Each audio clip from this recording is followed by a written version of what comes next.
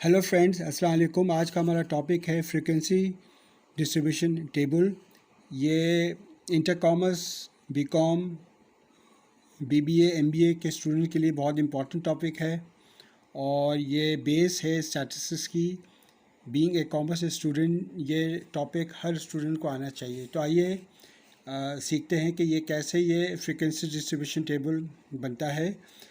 आज का जो सवाल मैंने पिक किया है वो ये है, the following data refers to the price of a commodity in a city during 25 different weeks of 2010। ये कुछ वैल्यूज़ हैं, 25 वैल्यूज़ हैं और हमें रिक्वायर्ड में क्या है, prepare frequency distribution table with equal class interval of ₹5 each, find relative frequency, construct class boundaries, construct less than and more than and cumulative frequency। तो ये 5 चीज़ें हमें चाहिए। अब हमें जो क्लास इंटरवल जो हम बनाएंगे वो उसमें 5 के गैप होना चाहिए। ठीक है, तो इसमें हमें ये देखना है कि इस पूरे डाटा में हमारे पास सबसे छोटी वैल्यू कौन सी है।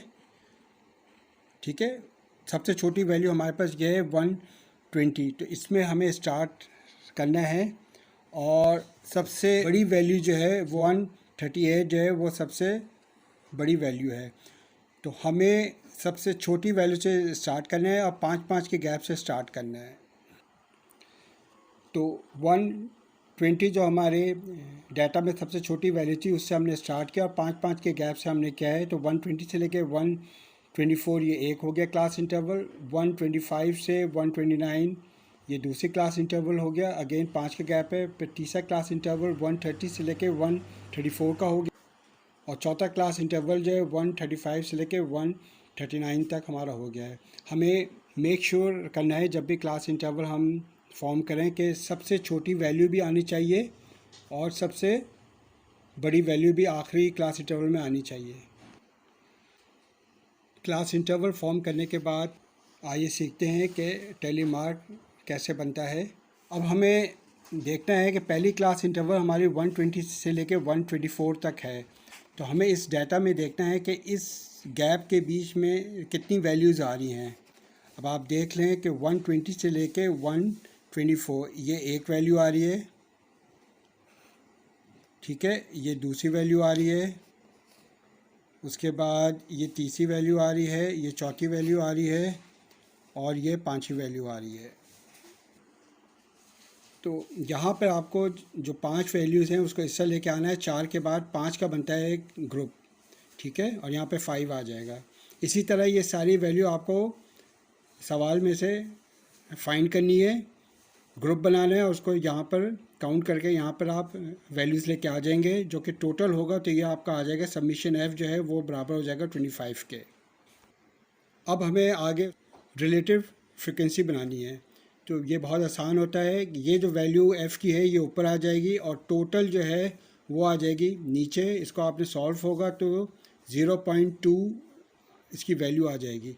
अच्छा, ये सारी वैल्यूज़ हमें पॉइंट के बाद 2 वैल्यू हमें लेकर आनी है। ठीक है, तो इसका आंसर जो है वो हमेशा आएगा 1, ना 1 से ऊपर आएगा ना 1 से नीचे आएगा। तो 1 इसका आंसर आना चाहिए हमेशा RF का।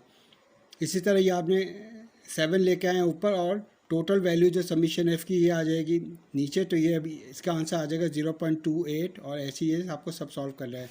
उसके बाद हमारा नेक्स्ट है क्लास बाउंड्रीज। क्लास बाउंड्रीज में ये होता है कि लोअर क्लास इंटरवल में हमें 0.5 हमें करना होगा माइनस और अपर क्लास इंटरवल में 0.5 हमें करना होगा प्लस। तो इसमें अगर आपने 0.5 माइनस किया तो 119.5 हो जाएगा, इसमें आपने ऐड किया तो 124.5 हो जाएगा। इसी तरह ये सारी आपको करनी है। 0.5 इसमें से आपको लेस करना है, इसमें 0.5 आपको ऐड कर देना है। उसके बाद उसने कहा था कि आपको लेस देन आपको फॉर्म करना है। तो लेस देन जो आपका बनता है वो ये वैल्यूज़ आप उठाएंगे। ठीक है, और इसका CF जो है बहुत आसान है। CF का मतलब है क्यूमुलेटिव फ्रिक्वेंसी। पहली F जो है वो सेम आएगी 5, उसके बाद 5 + 7 12, 12 + 8 20, 20 + 5 25, ये वैल्यू आपकी सी एफ की और सबमिशन एफ की जो वैल्यू है वो सेम आनी चाहिए। उसकी फॉर्म करना है मोर देन के लिए आप क्लास बाउंड्रीज़ की ये वैल्यू आप उठाएंगे सारी, ठीक है।